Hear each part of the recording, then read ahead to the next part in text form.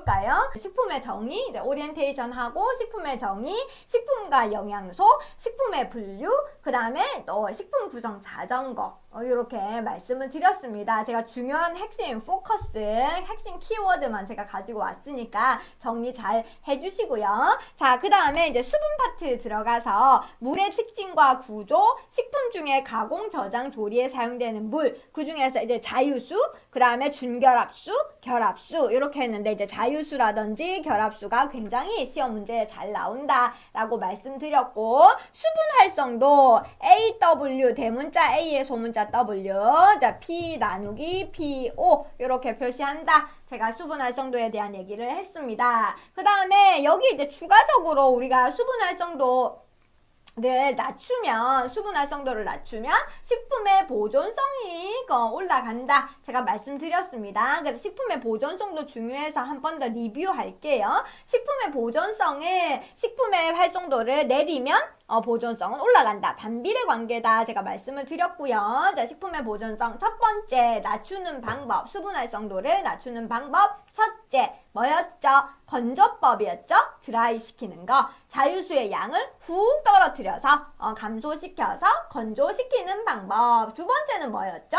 용지를 첨가한다. 소금이라든지 설탕을 첨가해서 우리가 뭐 소금을 절인다. 그 다음에 설탕에 절인다. 뭐 예를 들면 뭐가 있을까요?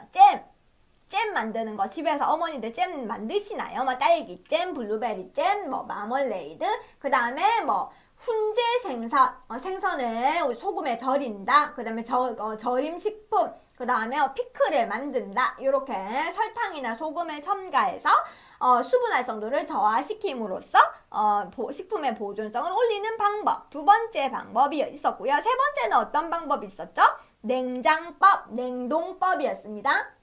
냉동시켜서 자유수를 꽁꽁 얼려서 수분 활성도를 떨어뜨리는 방법. 이렇게 세 가지 기억을 해주시고요. 그 다음에 이 테이블 기억나시나요? 수분 활성 테이블로 제가 이렇게 한번 보여드렸죠. 수분 활성도 건조식품들의 대부분의 수분 활성도를 0.4 미만입니다. 여기 보시면 0.4 요런 0.4 미만들이 다 드라이 된 거예요. 건조란 코코아, 뭐 분유, 채소 이런 것들이 있고요. 0.4 수분 활성이 0.4 부근이 되면 식품 중에 효소 활성이 정지가 되고 이제 갈변 반응이 비효소죠. 갈변 반응이 일어난다. 이거 갈변 반응에 대해서는 뒤에 가서 설명드리도록 하겠습니다. 여러분들 책은 27페이지에 나와 있는 부분 제가 리뷰하고 있는 거예요. 여러분들 책 27페이지 참고하시면 되겠습니다. 책 다 갖고 계시죠? 다 갖고 있을 거라고 생각합니다. 그래서 이제 책에 있는 내용까지 제가 추가하고 있는 거예요. 27페이지다. 이렇게 얘기합니다. 자, 그 다음에 지질의 산화 반응은 수분 활성이 0.35 부근에서 가장 억제되지만 수분 활성이 더 낮아지면 단분자층의 물도 손실되어서 지방이 공기에 노출되므로 산화가 촉진된다. 요거는 이제 오늘 들어가는 시간에 있습니다. 자, 미리 말씀드렸습니다. 자, 이제 여러분들 책은 28페이지 들어가겠습니다. 등온 흡습 곡선 및 등온 탈습 곡선. 책에 보시면 28페이지 요거 제가 별표 치겠습니다. 별표. 아예 통으로 별표 칠게요. 이거 통으로 별표 치겠습니다. 식품을 일정 온도는 항상 같아야 된다. 수분 활성도 제가 얘기할 때도 말씀드렸어요. 기억나시나요? 온도가 달라지면 수분 활성도가 달라져요. 자, 그래서 일정 온도에 각종 상대 습도에 두면 식품의 수분은 상대 습도와 병형에 이르게 된다. 이때 수분 함량을 병형 수분 함량이라고 하는데 평균 수분 함량과 상대 습도 사이의 관계를 표시한 것이 등온 흡탈습 곡선이다. 그래서 등온 흡습 플러스 탈습입니다. 흡습은 뭘까요? 수분, 공기 중에 막 떠돌아다니고 있는 수분을 내가 식품이야. 나 무슨 식품 하지? 내가 좋아하는 오징어 할까?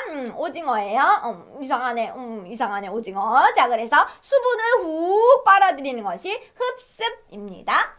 그 다음에 탈습은 내가 갖고 있는 수분을 바깥으로 빼내는 겁니다. 뽑아내는 거. 어떤 게 있을까? 건조시키면 내가 갖고 있는 수분이 다 바깥으로 빠져나가게 되겠죠? 그래서 흡습 곡선과 탈습 곡선 이 두 개를 합해서 이렇게 얘기한다라고 보시면 되겠습니다. 오른쪽 그림 보도록 하겠습니다. 그림 2.6에서 등온 흡수 곡선 그림 2.6과 같이 표시할 수가 있다라고 보겠습니다. 일정한 온도에서 여러가지 습도로 조절된 용기에 식품을 넣고 상대 습도와 식품의 수분이 서로 평형을 이룰 때까지 방치한 후에 무게를 측정해서 가로측은 상대 습도, 세로측은 식품의 평균 수분 함량 %로 나타내고 있다. 요 그래프에 요 그래프를 이렇게 그릴 수가 있다. 이건 실험을 통해서 그림을 그린 거예요. 그래프를. 자, 그래서 여기 보시면 약간 그 어떤 곡선입니까? 역 S자예요. 역 S자. 여러분의 책에도 보시면 역 X자 곡선이다 라고 되어 있는데 여기에 별표 하셔야 됩니다. 뒤에 가서 나중에 말씀드리겠지만 국시에 역 S자 이 얘기가 많이 나와요. 자, 기억을 해주시고요. 식품이 대기 중에서 수분을 흡수하여 평형 수분 함량에 도달하는 곡선은 등온 흡습. 내가 바깥에 있는 수분을 쑥 빨아들이는 흡습. 수분을 방출해서 내가 갖고 있는 수분을 바깥으로 뽑아내는 것은 탈습 곡선이라고 한다. 그림 여기서 보시면 2-7 있죠? 2-7은 여기도 별표 할까요? 자, 여러가지 식품들의 수분 활성을 살펴보면 가열 건조시킨 식품은 흡수 곡선 근처에 모여 있어서 눅눅한 상태가 되기 쉽고 또 수분이 많은 동식물성 식품의 대부분은 탈습 곡선에 모여서 건조되기 쉬운 상태에 있다라고 되어 있습니다. 자, 이 그림에 앞서서 요거 한번 볼게요. 1단계, 2단계, 3단계 어떻게 진행되는지 보도록 하겠습니다. 자, 이 그림을 눈을 크게 뜨고 집중해서 봐주셔야 됩니다. 일정 온도는 같다. 염용액에 포화시켜서 상대 습도를 각각 다르게 조절했다. 왼쪽은 습도가 굉장히 낮은 거예요. 물이 거의 없어.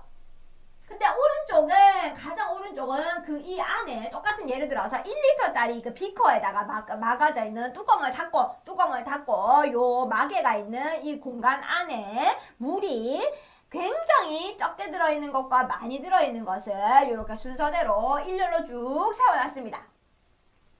그 다음에 2단계 같은 무게의 식품을 넣고 밀폐시킵니다. 예를 들어서 내가 아까 뭐라 그랬지? 오징어는 별로 기분이 안 좋아. 나 딸기 할래. 딸기를 5g짜리 딸기를 하나, 둘, 셋, 넷 각각 똑같은 사이즈로 넣었습니다. 가장 여기 보시면 이제 딸기가 있고요. 똑같아요. 5g 넣었어요. 근데 왼쪽은 내가 뭐라 그랬죠? 물이 거의 없다 그랬어. 공기 중에 물이 없어. 그러면 공기 중에 물이 없기 때문에 얘 5g에 있는 딸기가 갖고 있는 수분을 어떻게 이 공기가 쭉쭉 빨아당깁니다. 그러면 내가 갖고 있는 딸기 5g이 갖고 있는 물이 어떻게 바깥에 있는 공기 중으로 날아가 버립니다. 그러면 뭐죠? 탈습이 되는 거죠. 근데 오른쪽은 뭐예요? 공기 중에 물이 너무 많아. 나보다 많아. 그러면 어떻게? 내가 그 물을 흡습한다. 그래서 흡수 곡선이 된다. 그래서 상대적인 습도입니다. 이 방 안에 제가 지금 여기 스튜디오에서 촬영하고 있는데 이 방 안에 물이 굉장히 많아요. 나보다 물이 많아. 그러면 내가 그 물을 어떻게? 흡수하게 됩니다. 그런데 여기가 굉장히 드라이해요. 그러면 내가 물이 더 많아요. 그러면 어떻게? 내 소중한 피부에 있는 수분이 바깥으로 빠져서 탈습이 된다. 이렇게 보시면 되겠습니다. 자, 그렇게 해서 각 습도 영역별로 저습도에서 고습도까지 식품을 꺼내서 무게의 증량을 측정해서 그래프를 그리게 된다. 자, 탈습에 놓이게 되면 내가 물을 갖고 있는 식품에서 탈습이 진행되게 되면 어떻게 될까요? 내가 무게가 훅 감소합니다.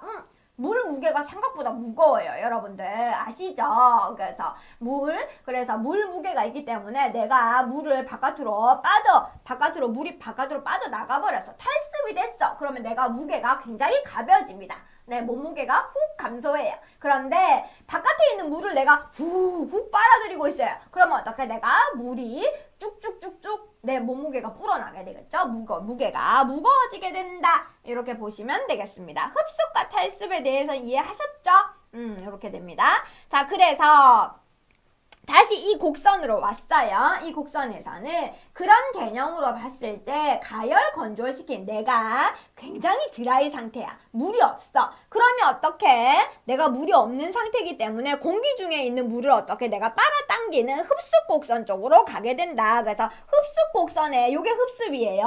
흡습 곡선에 보면은 녹차, 분유, 비스킷, 코코아, 초콜릿 여기에 다 와글와글 몰려 있습니다.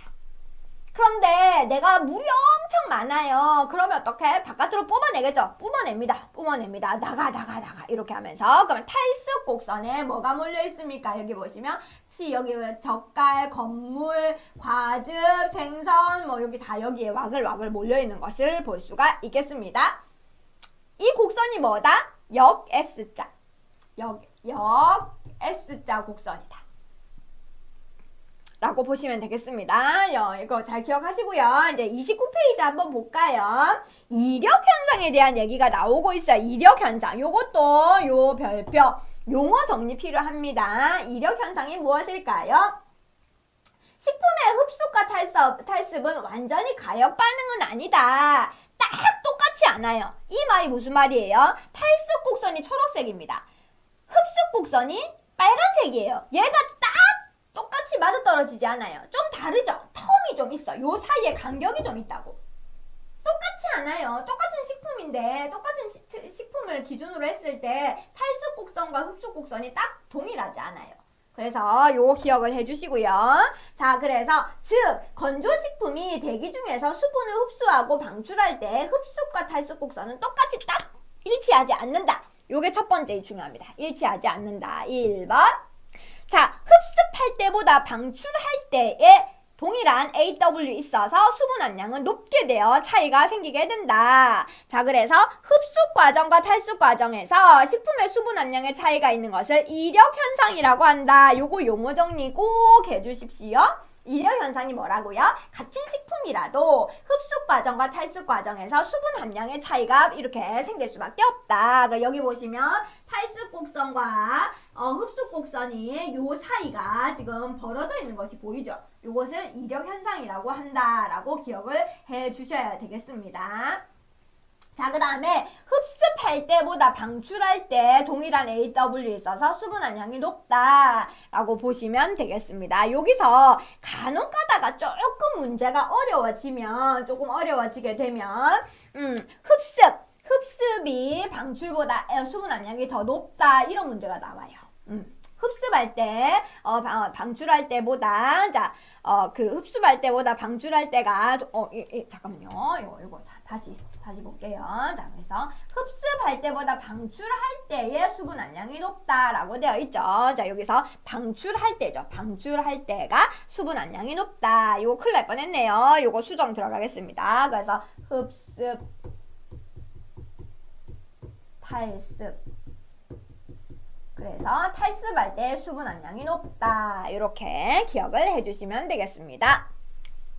자, 그 다음에 요 영역에서 첫 번째 원 영역, 투 영역, 쓰리 영역 이렇게 세 가지로 나누어지게 돼요. 그래서 요 그림에서 요 지금 이력 현상을 갖고 있죠. 항상 빨간색 곡선이 흡습이고 초록색 곡선이 탈습입니다. 그래서 여기서 전형적인 등온 흡습 탈습 곡선과 이력 현상을 보여주고 있는데 첫 번째 이제 우리가 X축을 기준으로 해서 수분 활성도가 0부터 시작해서 오른쪽으로 갈수록 수분 활성도가 올라가요. 이해 가셨죠? 그래서 X축이 수분 활성이고 그 Y축이 그 퍼센트 수분 함량입니다. 수분을 얼마나 먹고 있는가? 입니다. 그래서 수분 활성도가 오른쪽으로 갈수록 근데 0을 기준으로 해서 이 0부터 0.25 정도까지가 첫 번째 원 영역이에요. 원 영역은 저습도가 굉장히 작아요. 왜냐면 수분 활성도가 굉장히 낮기 때문에 제1곡점까지의 물은 식품의 조직 성분과 단단히 결합하여서 단분자층 결합수입니다. 여기서 보시면 자세히 보세요. 이 그림에 이온결합이라고 되어 있죠. 이온결합 첫 번째 영역에서는 요 영역이 결합수 부분입니다. 결합수 부분이에요. 꼭 기억해 주시고요. 두 번째 영역은 수소결합이라고 되어 있죠. 수소결합. 네, 수소결합. 다분자층은 뭐라 그랬죠? 준결합수입니다. 준결합수. 가용성 성분을 용해한다. 세 번째 영역이 드디어 나왔다. 자유수. 그러니까 자유수 영역입니다. 자유수 영역. 습도가 굉장히 높아요. 그 수분 활성도가 최고층이다. 자유수 영역이다. 그래서 첫 번째, 두 번째, 세 번째 요걸 기억을 잘 해주시면 되겠습니다. 보통 첫 번째 이온결합. 결합수는 0부터 0.25 지점이에요. 여기 잘 안 나와 있는데 여기 보시면 0.25 여기가 0.25 지점입니다. 0.25 지점. 여기가 보통 우리가 0.6 기준으로 보거든요. 그래서 0.25부터 0.6까지는 두 번째 수소결합, 0.6 이상으로 가면 자유수 부분이다. 이렇게 기억을 하시면 좋을 것 같습니다. 요거 1, 2, 3 영역 잘 기억을 해주시고요. 자, 그래서 여기 보시면 요 그래프에서 여러분들 책은 지금 쭉 30페이지 지금 가고 있어요. 30페이지 가고 있고요.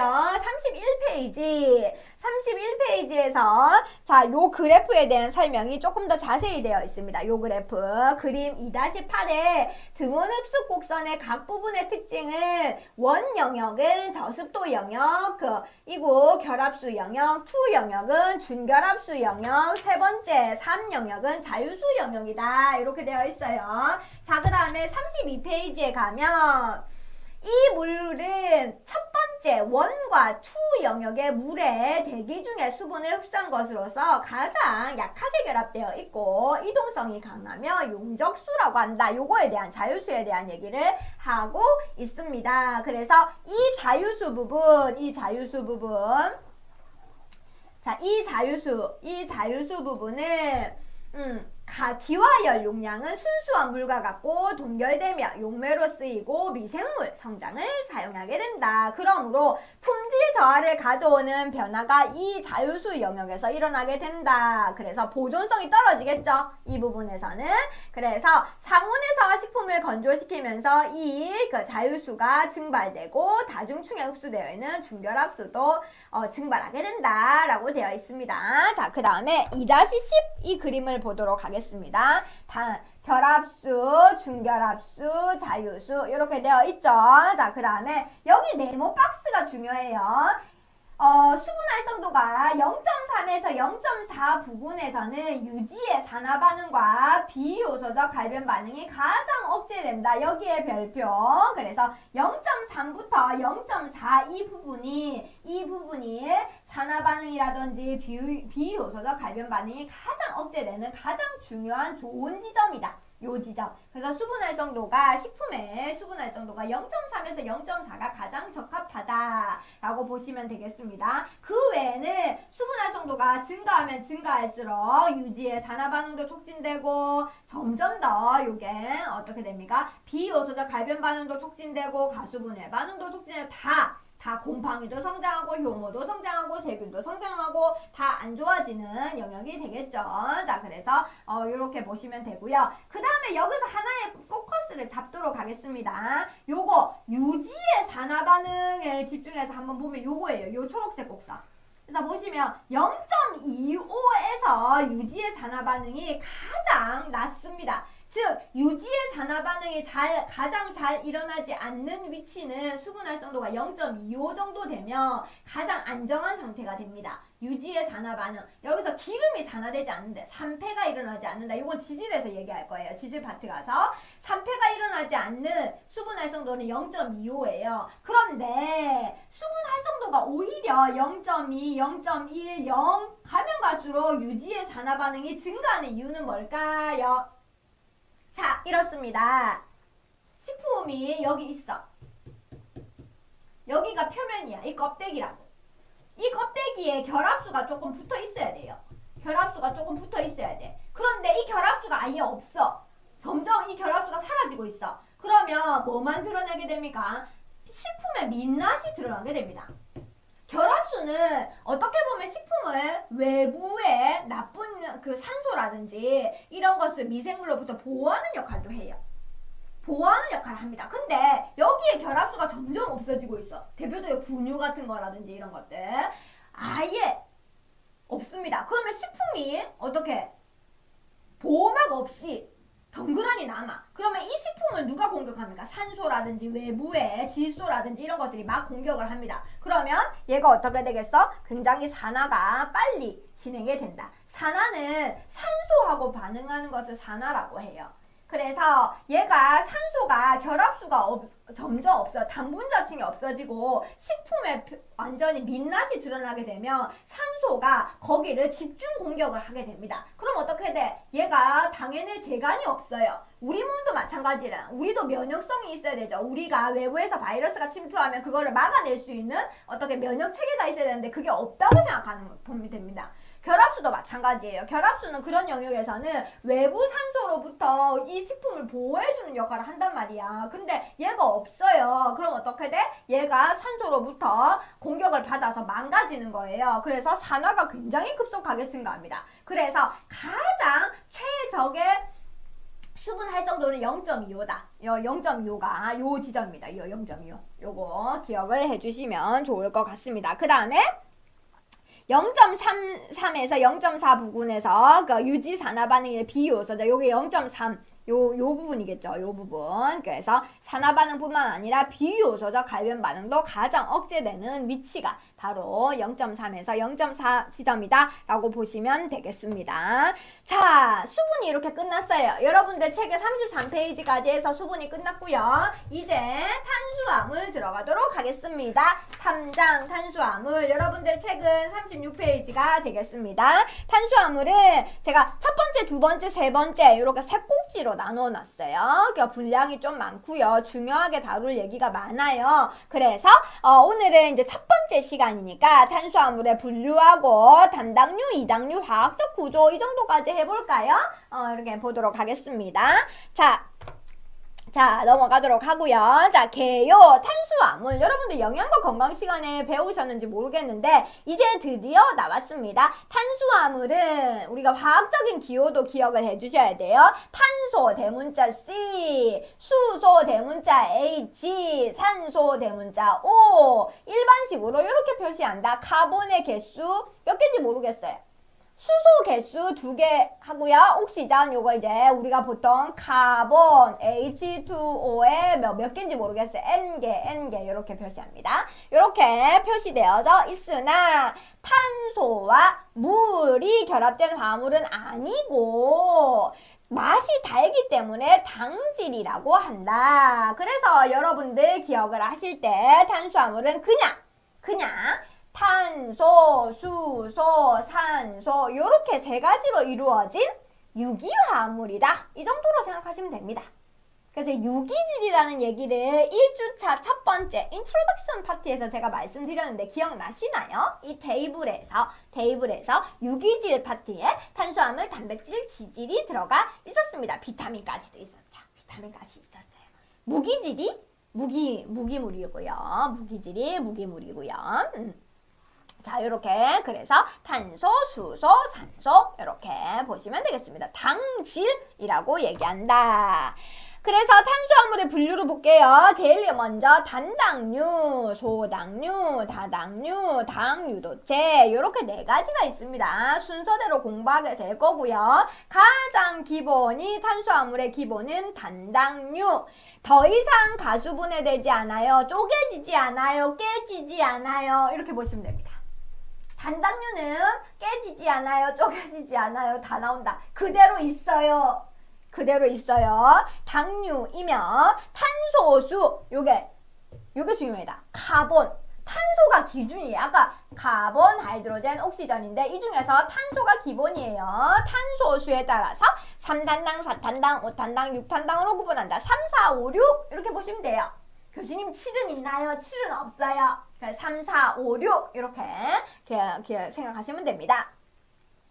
자, 이제 소당류 나올게요. 두 번째 단당류 끝났고요. 그 다음에 단당류 다음이 뭐냐? 소당류예요. 우리가 올리고당 이렇게 얘기하는데, 자, 소당류, 올리고당. 단당류가 2개에서 8개 결합된, 그래서 단당류 플러스 단당류 플러스, 아이고, 이거 가지 마세요. 자, 그래서 보시면 단당류 다음이 소당류는 이유가 있겠죠. 그래서 단당류 플러스 단당류 플러스 단당류 이렇게 2개에서 8개로 결합된 구성된 단당류를 우리가 소당류, 올리고당류라고 해서 2당류. 2당류는 단당류가 2개, 3당류는 단당류가 3개, 4당류는 4개 이렇게 결합된 걸 얘기한다. 자, 다당류는 단당류가 수백 수천 개. 이거 셀 수도 없어. 셀 수도 없어요. 단당류가 수백 수천 개 축합된 것으로서 한 가지 단당류만으로 구성된 것을 단순당. 그래서 예를 들어서 6탄당 중에서 우리가 글루코스 얘기야. 글루코스, 포도당, 선생님이 교수님이 제일 좋아하는 글루코스, 포도당 요게 수백 수천 개로 되어 있다. 얘는 단순 다당류예요. 그런데 2종류 이상의 단당류, 예를 들어서 말토스, 그 다음에 갈락토스 뭐 이런 것들이 여러 개가 막 구성되어 있다. 그럼 얘는 복합다당류로 구별하게 된다. 당 유도체는 당의 산화 환원 반응에 의한 것이고 아미노기가 결합된 것으로서 비당류와 결합에 의해서 생겨난 것도 있다. 당 유도체는 단당류 플러스 알파입니다. 플러스 알파. 단당류에다가 플러스 알파 혹은 단당류에 산화 반응, 화학적인 반응이 들어간 것을 당 유도체, 약간 얘는 별개로 취급할 거예요. 이렇게 보시면 되겠습니다. 자, 탄수화물의 분류, 이거 굉장히 중요합니다. 굉장히 살아가는 테이블입니다. 교수님이 제가 굉장히 좋아하는 건데요. 단당류는 3탄당, 4탄당, 5탄당, 6탄당까지 있다고 말씀드렸죠. 탄소의 개수에 따라서 탄소가 3개이면 3탄당, 탄소가 6개. 여기 보시면 잘 안 보이시겠지만 탄소의 C에 아래 첨자로 3 이렇게 써놨어요. 여러분들 이거 잘 안 보이시면 책에 37페이지에 있어요. 37페이지 보면 3탄당은 C에 3개 이렇게 적어있어요. 6탄당은 C에 6개 이렇게 적었겠죠? 이렇게. 그래서 여기 보시면 3탄당, 4탄당, 5탄당, 6탄당 이 중에서 여러분들이 제일 잘 알아야 되는 것은 기본적으로 3탄당이 스타트잖아요. 단당류의 3탄당이 스타트이기 때문에 글리세롤알데하이드 요거 잘 나오고, 자, 그 다음에 4탄당은 잘 안 나와요. 안 나오길 바래요. 국시에서. 자, 그 다음에 5탄당 리보스 잘 나와요. 리보스는 나중에 생화학이나 이거 인체생리학 하면 보시게 될 거예요. 그 다음에 자일로스, 그 다음에 아라비노스, 이거 5탄당. 안타깝게도 지금 영양사 국시가 점점 어려워지고 있는 지금 굉장히 비극적인 일이 지금 일어나고 있기 때문에 5탄당까지는 여러분들 기억을 좀 해주셔야 되고, 자, 그 다음에 6탄당 제일 잘 나오겠죠. 별표 6탄당 포도당, 글루코스, 과당, 프럭토스, 갈락토스, 만노스 이렇게 4가지는 반드시 암기형입니다. 요거는 암기. 5탄당은 리보스는 반드시 암기형이고요. 자일로스, 그 다음에 아라비노스 이 정도까지도 아셔야 되고요. 자, 그 다음에 데옥시리보스는 리보스랑 같은 개념이고, 자, 6탄당 포도당, 글루코스, 과당, 프럭토스, 갈락토스, 만노스 제가 이렇게 얘기하는데 지금 여기는 한글로 나오잖아요. 근데 식품기사 자격시험이라는 영문으로 나와요. 그리고 영양사 국시도 그냥 포도당이라고 쓰면 될 거를 그냥 근데 이제 글루코스 이렇게 써요. 그냥 한글로 써요. 그래서 이거 다 아셔야 돼요. 다 아셔야 된다. 결국에는 다 알아야 된다. 뭐 어쩌라는 거지? 다 외우라는 거죠. 결국에는. 자, 그 다음에 소당류, 올리고당류 보도록 하겠습니다. 2당류, 요 2당류가 제일 잘 나오고요. 그 다음에 3당류, 4당류 이렇게 순으로 나오는데요. 제가 말씀드렸죠. 아까 뭐라 그랬죠? 영양사 국시가 점점 어려워져요. 지금 굉장히 슬퍼요. 그래서 2당류는 반드시 외우셔야 돼요. 어디까지 외워야 되는지 가르쳐드리면 자당, 스크로스, 메가당, 만노스, 유당, 락토스 여기까지는 이제 외우셔요. 3가지. 3가지는 외우시고 3당류에서 라피노스 요거 나와요. 라피노스 나오고요. 4당류에 스타키오스 나와요. 나온다는 건 나와요. 제가 국시를 지금 몇 년간 지금 계속 보고 있기 때문에. 자, 그래서 그래 나오는 이건 기억하시고. 자, 다당류 단순 다당류가 있고요. 복합 다당류가 있죠. 단순 다당류는 똑같은 단당류로만 제가 색깔이 같잖아요. 그래서 똑같은 단당류로만 엮여져 있는 것이 단순 다당류고요. 다당류 중에서 복합 다당류는 색깔이 흰색도 있고 그 다음에 오렌지 색깔도 있고 여러 가지 섞여 있네요. 그래서 요거는 하나라고 지칭할 수 없어요. 뒤에 가서 제가 말씀드릴게요. 당유도체 별표, 당, 알코올, 데옥시당, 아미노당, 티오당, 알돈산, 우론산, 당산 이런 게 있죠. 요건 뒤에 가서 테이블로 쫙 한번 보여드리도록 하겠습니다. 그 중에서 당, 알코올 제일 잘 나오는데 소르비톨, 자일리톨, 리비톨, 만리톨, 인리톨 뭐 이런 것들이 있죠. 요것도 뒤에 가서 말씀드리도록 하겠습니다. 너무 힘드신가요? 너무 힘드시면 안 되는데 너무 많은 것을 지금 하고 있네요. 아무튼 요 탄수화물 분류 이 테이블은 꼭 제가 중요하다고 핵심 찝어드린 거 있죠? 그거는 꼭 기억을 해주시길 부탁드리도록 하겠습니다. 당 유도체는 뒤에 테이블에 나와 있는 걸로 제가 말씀드릴게요. 요거는 그냥 보고 넘어가도록 하겠습니다. 자, 이제 머리를 조금 전환해볼까요? 자, 단당류와 이당류의 화학적 구조에 대한 얘기가 나옵니다. 단당류는 아까 얘기했죠. 3탄당, 4탄당, 5탄당, 6탄당 있었어요. 그 다음에 카보닐기, 알데하이드기와 케톤기. 여러분들은 아직 유기화학을 안 배우셔가지고 요거까지는 조금 어려우실 수 있기 때문에 그냥 용어만 제가 말씀드릴게요. 용어, 알데하이드기는 CHO라고 그냥 씁니다. CHO 붙여 띄우지 말고 CHO 이렇게 씁니다. 케톤기는 CO 이렇게 씁니다. 그래서 요거 그냥 눈여겨 자꾸 익숙해져야 돼. 우리 친구 해야 돼요. 앞으로 주구장창 볼 거기 때문에. 자, 그래서 CHO 알데하이드기, 케톤기는 CO. 부재탄소 원자를 가짐으로 분자식이 같아도 여러 개의 입체 이성질체가 있을 수가 있고 평강면을 회전시키는 광학적 성질을 갖게 된다. 자, 단당류에서 가장 기본이 3탄당부터 시작한다고 제가 말씀드렸죠. 그래서 첫 번째 스타트가 중요하겠죠. 스타트 글리세르 알데하이드가 있어요. 그래서 얘가 3탄당인 건 어떻게 할 수 있을까요? C가 3개냐? C 3개냐 볼게요. 1번, 2번, 3번. 3개 맞네요. 3탄당. 자, 그 다음에 여기서 CHO가 있어서 요거 알데히드기 있어요. 요게 글리세르 알데히드가 붙었죠. 이게 약간 짝짓기, 이름 짝짓기예요. 알데히드기가 있으면 글리세르 알데히드 이렇게 붙어요. 자, 그 다음에 오른쪽에 볼게요. 얘도 탄소가 하나, 둘, 셋. 얘도 3탄당이네. 얘의 이름은 근데 달라. 왜 다르지? 얘는 알데히드기가 없고 케톤기가 있어요. CO 이중결합. 케톤기가 있어서 얘의 이름은 디하이드록시 아세톤. 맨 끝에 톤이 붙어요. 톤 이렇게 붙어요. 이름 짝짓기 하시면 돼요. 자, 이렇게 있으면 두 개 다 3탄당이에요. 자, 그랬을 때 이렇게 해서 화학적 구조가 알데히드기가 있고 케톤기가 있어서 두 가지 형태가 있다. 요거 기억을 꼭 해주세요. 뒤에 가서 중요하게 얘기할 거예요. 요거만큼 중요한 게 없어요. 자, 그 다음 두 번째 꼭지 갈게요. 똑같이 3탄당이에요. C, 3개네. 여기도 오른쪽에도 C, 3개네. 3탄당이네. 거기다가 맨 꼭지점에 CHO. 똑같이 알데하이드기네. 근데 여기서 잘 보세요.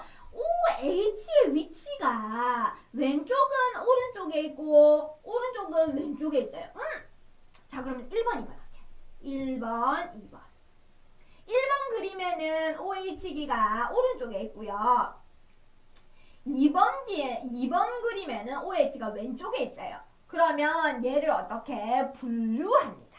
똑같아요. 똑같이 알데하이드이에요. 똑같이 알데하이드이고 탄소도 3개밖에 없어요. 똑같아요. 그런데 OH 위치가 오른쪽에 있느냐 왼쪽에 있느냐에 따라서 이름을 오른쪽에 있으면 D형, 왼쪽에 있으면 left L형이라고 한다. 그래서 요거 기억해 주세요. 요거 기억해 주세요.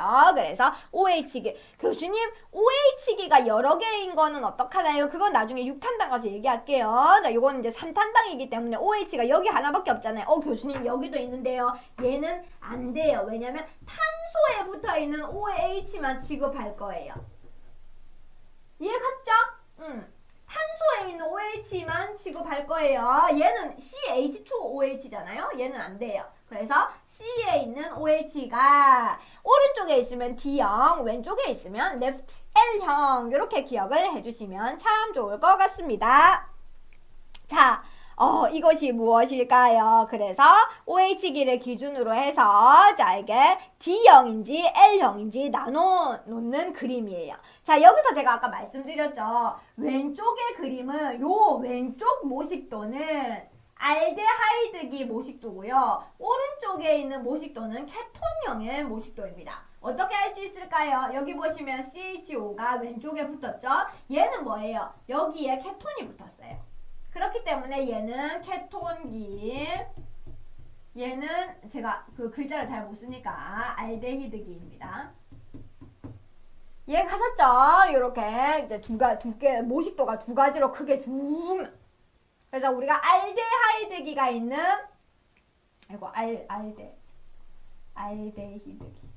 알데히드기가 있는 것은 이제 알도스형이라고 하고 뒤에 가면 나와요. 알도스형. 케톤기가 있는 것은 이제 케토스형이라고 하는데 얘는 이제 CHO로 되어 있고 얘는 CO 이중결합으로 되어 있죠. 두 큰 산이 두 개예요. 이렇게 되어 있습니다. 거기서 OH기가 C의 OH기가 오른쪽에 있느냐 왼쪽에 있느냐에 따라서 D형과 L형으로 나눌 수가 있다라고 보시면 되겠습니다. 지금 보시면 다 D형이에요. 다 D형이에요. 그리고 제가 미리 말씀드리면 여기서 지금 그림에서 어떤 게 뭘까 보시면 요거 볼까요? 요거 볼게요. 자, 여기서 이거 제일 만만한 게 이거 볼게요. 그러니까 리코스에서 알데하이드기네. 거기다가 하나, 둘, 셋. 이거 꼭지점이 C예요. 하나, 둘, 셋, 넷, 다섯. 얘 5탄당이구나. 얘 5탄당이에요. 5탄당을 찝을 줄 알아야 돼요. 이제 얘가 3탄당, 4탄당, 5탄당, 6탄당인지 이제 구별할 줄 아셔야 돼요. C가 하나, 둘, 셋, 넷, 다섯 개예요. 5탄당이에요. 근데 교수님 OH가 너무 많은데요? 그죠? 맞아. C에 OH가 많아요. 그러면 어디 탄소에 있는 OH를 기준으로 잡아야 되나요? 맨 끝에 머리 꼭지점에 CHO가 있어요. 근데 맨 밑에 꼬리에 CH2OH가 있죠? 이 꼬리 바로 위에 있는 놈. 꼬리 바로 위에 있는 C의 OH만 보면 돼요. 다른 거 볼 필요 없어요. 쉽죠? 그래서 케톤도 볼게요. 케토스도 마찬가지예요. 여기 보시면 여기 중간에 케톤이 있죠. 그래서 쭉 꼬리를 내려서 이 꼬리에서 바로 위에 있는 탄소의 OH기를 보고 D형, L형으로 구별하시면 됩니다. 쉽죠? 자, 여기까지 했어요. 자, 그 다음에 단당류와 이당류의 화학적 구조 보겠어요. 좌선성과 우선성. 당 용액이 이제 우리가 여러분들 탄수화물 당이라고 해요. 당질이라고 한다고 했죠. 슈가, 당, 달다. 그래서 맛이 달다 해서 당질인데 요 탄수화물을 물에 녹여요. 용액으로 물에 잘 녹죠. 설탕을 생각해봐. 설탕을 물에 녹였어요.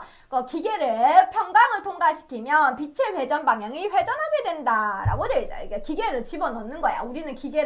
우리가 들어갈 건 아니고요. 그 당 용액이 들어가면 돼요. 이와 같이 당 용액이 빛의 회전 방향을 회전시키는 성질을 성광이라고 한다. 이거는 입체 이정질 성광이 서로 다르다. D형인지 L형인지에 따라서 얘가 예를 들어서 D형, L형 구분하는 거 공부했죠. 우리 D형, L형. OH기가 오른쪽에 있으면 D, 왼쪽에 있으면 L. 그런데 얘를 D형과 L형을 이 기계에 집어넣었어. 넣었더니만 D형은 오른쪽으로 돌고 L형은 왼쪽으로 돈다네? 이런 얘기예요. 자, 그래서 서로 회전하는 게 다르더라. 그래서 그 회전 방향이 오른쪽이면 우선성 플러스 왼쪽이면 좌전성 마이너스를 붙인다 라고 되어 있어요. 그래서 D형의 플러스의 포도당이라는 얘기는 얘는 포도당은 탄소는 뭐라 그랬죠? 육탄당이었어요. 육탄당. 탄소가 C 맞나? C 6개에다가 맨 C에 C부터 CHO부터 해서 꼭 꼬리에 바로 위에 있는 탄소의 OH가 오른쪽에 붙었으며 얘를 이 기계에 집어넣었더니만 오른쪽으로 도네? 이게 플러스예요. 이해가셨죠? 이렇게 D에 플러스 포도당으로 표시하고 그 회전시키는 크기의 성강도를 알파라고 한다. 요거는 식품기사 문제에 나오는 유형이에요. 식품기사. 여러분들 4학년 1학기 때부터 자격이 주어지는 식품기사. 영양사 국시는 4학년 2학기 12월에 여러분들이 이제 딱 한 번, 1년에 한 번 볼 수 있는 기회가 있죠. 어쨌든 그렇습니다. 플러스는 오른쪽, 우회전성, 우선성, 마이너스는 왼쪽으로 도는 좌회전성. 자, 이제 당의 구조에서는, 이제 탄수화물의 구조에서는 쇠상 구조와 환상 구조가 있다라고 되어 있어요. 우리가 쇠상 구조는 체인 스트럭처리라고 하고요. 환상 구조는 이제 하워드 구조라고 되어 있습니다. 그래서 탄수화물을 이때까지 여러분들 이렇게 일직선으로 위에서 꼭지점부터 시작해서 위에서부터 밑으로 내려오는 1, 2, 3, 4 이렇게 이런 구조를 봤죠. 얘가 체인 구조예요. 쇠상 구조. 근데 여러분들 앞으로 이런 동그라미 구조를 많이 보게 될 거예요. 이렇게 고리로 이렇게 동그랗게 연결된. 얘는 왼쪽에 있는 쇠상 구조는 일직선, 위에서부터 그냥 쭉 일직선으로 내리는 구조입니다. 그런데 하워드 구조, 환상 구조는 동그라미 이렇게 말린 구조예요. 그렇죠. 그래서 1번과 6번이 붙었다 이렇게 생각하시면 됩니다. 그래서 쇠상구조와 환상구조를 구별할 줄 아시면 돼요. 얘가 쇠상구조고 오른쪽에 이렇게 말린 구조, 막힌 구조라고 할게요. 막힌 구조가 쇠상구조, 환상구조구나, 환상구조구나 이렇게 구별할 줄 아시면 되겠습니다. 자, 그래서 요 두 개 구별하는 거 있었고요. 자, 그 다음에 쇠상구조, 얘는 포도당입니다. 어떻게 하냐면 CHO예요. 얘는 알데하이드 CHO에다가 1번, 2번, 3번, 4번, 5번, 6번 6탄당이네요. 6탄당에다가 얘는 맨 꼬리에 있는 꼬리 바로 위에 있는 5번 탄소의 OH가 오른쪽에 있기 때문에 D포도당이에요. D포도당은 얘를 쇠상구조에 있는 것을 환상구조로 만들 수가 있다. 어떻게 하냐면 1번에 있는 탄소와 5번 탄소를 이렇게 붙이면 돼.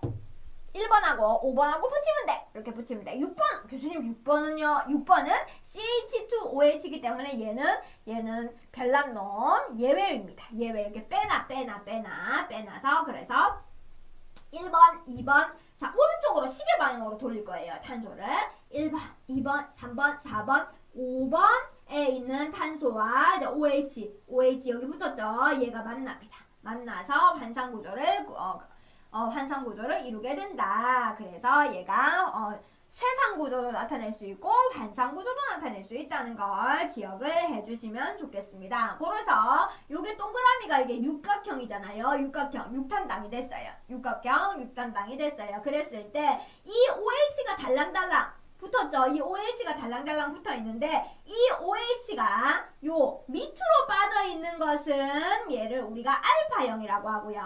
위로 뻗어 있는 것을 베타형이라고 한다. 요것도 두 번째 중요한 내용입니다. 그래서 D형이죠. D형. 얘가 포도당이 D형인지 L형인지 구별할 수 있는 것은 쇠상구조에서밖에 못해요. 환상구조는 구별하기가 어려워요. 그래서 문제를 낼 때 당연히 제가 쇠상구조 상에서 얘가 D형인지 L형인지 구별하세요 이런 문제를 내겠죠. 환상구조를 가지고는 구별하기가 어려워요. 그러면 교수님 환상구조 상태에서는 뭘 구별할 수 있나요? 맨 오른쪽에 꼭지에 C, 맨 오른쪽이 중요해요. 맨 오른쪽에 첫 번째 탄소에 붙어있는 OH기가 밑으로 가면 알파형, 위로 가면 베타형. 요걸 구별하는 것은 환상구조에서 하셔야 돼요. 그래서 쇠상구조도 볼 줄 알아야 되고 환상구조도 볼 줄 알아야 돼요. 두 가지를 다 아셔야 돼요. 그래서 제가 이 구조에서 당의 쇠상구조와 환상구조를 다 말씀드리는 거예요. 이해 가셨죠? 그래서 쇠상 구조에서는 이 6탄당이 혹은 5탄당이 D형인지 L형인지 구별하시고 환상 구조로 와서는 얘가 D형인지 L형인지 결정이 났어 이미. 그러면 여기서 플러스 알파형의 D형인지 베타형의 D형인지 혹은 알파형의 L형인지 베타형의 L형인지를 구별하셔야 된다고. 이해가셨죠? 이제 여기서 보시면 과당에 대한 얘기를 나오고 있어요. 과당은 육탄당입니다. 왜 육탄당인지 볼게요. 탄소 개수가 1번 탄소, 2번 탄소, 3번, 4번, 5번, 6번. 탄소가 6개니까 육탄당이 맞고요. 얘는 알도스일까요? 케토스일까요? 지금 보시면 여기에 케톤기를 갖고 있어요. 그래서 얘는 케토스예요. 그래서 과당, 프럭토스는 케토스입니다. 그래서 여러분들 육탄당 중에서 육탄당 기억나시나요? 뭐가 있었을까요? 포도당, 과당, 그 다음에 갈락토스, 만노스 이렇게 네 가지. 이게 영문으로 얘기하면 글루코스, 프럭토스, 갈락토스, 만노스 이렇게 네 가지가 육탄당인데 이 육탄당 4개 중에서 유일하게 케토스인 것이 프럭토스 과당입니다. 굉장히 중요하겠죠? 그래서 그 다음에 얘는 D형이라고 적혀있는데 왜 D형일까요? 요 맨 꼭지 6번 탄소 바로 위에 있는 5번 탄소의 OH가 오른쪽에 있었기 때문에 얘는 D형인 프럭토스 과당이 되겠습니다. 요거를 과당과 같은 케토스는 C2번, 요 2번 탄소 C2라고 씁니다. 2번 탄소의 부재탄소가 이제 케톤기를 갖고 있고요. 세상 구조에서 부재탄소 수는 3개입니다. 그래서 여기 보시면 하나, 둘, 여기서 3번, 4번, 5번 이렇게 다 3개가 되겠네요. 그러니까 3개, C3 이제 요거는 빼야 돼요. 케토스니까 케톤기는 제외하고 케톤기 머리 꼭지점에 CH2OH 요거 C 아니니까 빼고 맨 6번에 CH2OH 요 C 아니니까 빼고 2번, 3번, 4번, 5번 중에서 C 2번 탄소가 CO 이중결합이니까 얘도 빼고 그러면 3개 하나, 둘, 셋, 3, 4, 5 요렇게 부재탄소 갖고 있고요. 환상구조에서 부재탄소는 탄소수가 C2, C3, C4, C5 4개가 된다. 그래서 요 4개를 지칭하게 되고요. 과당의 환상구조에서는 프라노스와 피라노스가 있다. 요거 중요하니까 기억할게요. 여기 별표 과당 형태입니다. 과당 형태. D형의 프럭토스, 케토스에서는 얘가 오각형의 모양을 갖고 있는 것은 프라노스라고 하고요. 육각형의 모양을 갖고 있는 것은 피라노스라고 한다. 이렇게 기억을 좀 해주셨으면 좋겠어요. 요거는 중요합니다. 예를 들어서 육탄당 중에서 알도스형인 글루코스 같은 경우는 글루코스, 그 다음에 만노스, 갈락토스 이런 것들은 육각형 환상 구조밖에 없어요. 육각형, 즉 피라노스 구조밖에 없어요. 그런데 케토스라는 게 얘가 문제야. 아무튼 그래서 과당 케토스는 프라노스 오각형과 피라노스 육각형 두 가지 형태를 갖고 있게 된다. 요거 굉장히 중요하다고 별표 굉장히 중요하다고 말씀드렸습니다. 자, 그래서 프라노스 요거 많이 헷갈리는 친구들이 있을 거예요. 프라노스는 오각형, 피라노스는 육각형. 포도당을 환상구조로 나타내게 되면 C1 부재탄소로 되기 때문에 여기 쭉 넘어가도록 하고요. 이거 그냥 읽어보시고 넘어가고 그 다음에 여기서 얘 같은 경우는 C 요 맨 오른쪽 꼭지점이라고 했죠. 여기에 있는 OH기가 밑으로 돼요. 두 개 다 밑으로 해요. 얘는 알파형입니다. 그래서 알파형으로 된다. 당이 지금 44페이지 다시 와서 당이 환상 구조를 취함으로써 새로 생긴 부재탄소의 OH기, 이 OH기를 글루코시드 OH 또는 헤미아세탈이라고 한다. 글루코시드 OH의 입체 배치만이 다른 이성질체를 아노머라고 한다. 그래서 알파형이냐 베타형이냐 여기서 보시면 여기서 알파형, 베타형이 다르죠. 다른 거는 다 똑같아. D포도당 다 똑같아. 근데 환상 구조에서 이 OH가 밑으로 빠지냐 위로 가냐에 따라서 알파형, 베타형 이렇게 두 가지로 나누게 됩니다. 이걸 뭐라 그런다? 얘를 아노머 형태라고 합니다. 아노머. 알파형이냐 베타형으로 나누는 것을 아노머라고 합니다. 이거 굉장히 중요해요. 이 문제가 나옵니다. 실제로 문제가 나오기 때문에 아노모라고 한다. 그래서 알파 D 포도당, 베타 D 포도당은 어떤 관계에 있나요? 그러면 아노모 관계에 있습니다. 이렇게 얘기하면 됩니다. 알파, 여기 책에도 예를 들면 이렇게 되어 있죠. 알파 D 포도당, 베타 D 포도당은 아노모 관계입니다. 여기에 별표, 형광펜, 이렇게 밑줄짝 이렇게 하시면 되겠습니다. 자, 이제 탄수화물의 두 번째 시간에서 글루코시드 결합에 대한 얘기를 할 거예요. 탄수화물이 나오면 글루코시드 결합이 자동적으로 탁 튀어나와야 됩니다. 지질하면 에스터 결합, 에스테르 결합 이렇게 탁 튀어나와야 되고요. 단백질하면 펩타이드 결합 탁 튀어나와야 됩니다. 여러분들 그렇게 될 거예요. 지금 실제로 여러분들 2, 3, 4학년들 다 그렇게 합니다. 제 수업을 듣고 있는 친구들은 다 탄수화물은 무슨 결합 하면 바로 글루코시드 결합이 탁 나오게 되어 있어요. 그래서 글루코시드 결합을 반드시 기억을 해주셔야 됩니다. 쇠상구조에서 환상구조로 바뀌었어요. 쇠상구조는 일직선 이렇게 세로형, 환상구조는 어떻게 고리형 이렇게 구별할 수 있겠죠. 바뀌면서 새롭게 생성된 부재탄수의 OH기 얘가 알파인지 베타형인지 구별할 수 있게 되는 거. OH기는 다른 탄소에 붙어있는 OH보다 반응성이 높으면 환원성이 강하다의 별표. 요거 굉장히 중요합니다. 그래서 이것을 글루코시드 OH기라고 한다. 여기 보시면 자 포도당에 알파 포도당 OH 밑으로 좀 빠져있는 게 OH죠. 그 다음에 얘는 베타 과당입니다. 얘는 육각형이니까 포도당이에요. 얘는 오각형 모양. 얘는 프라노스네요. 탄소는 6개인데 오각형이야. 얘는 과당밖에 없어. 무슨 말인지 알겠죠? 탄소가 6개인데 오각형이다? 얘는 포도당이 아니라 얘는 과당이다. 이렇게 보시면 되겠습니다. 얘는 베타형입니다. 얘는 베타형의 지금 그 과당이에요. 근데 1번 탄소, 지금 왼쪽에 있는 것이 1번, 2번, 꼭지점이 탄소예요. 3번, 4번, 5번, 6번이잖아요. 그래서 1번 탄소의 OH기와 과당은 지금 탄소가 여기 있는 것부터 시작합니다. 여기 위에 꼭지점 1번, 2번, 3번, 4번, 5번, 6번이에요.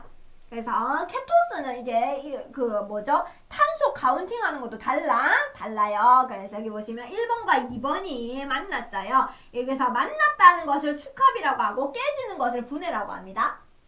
이해가셨죠?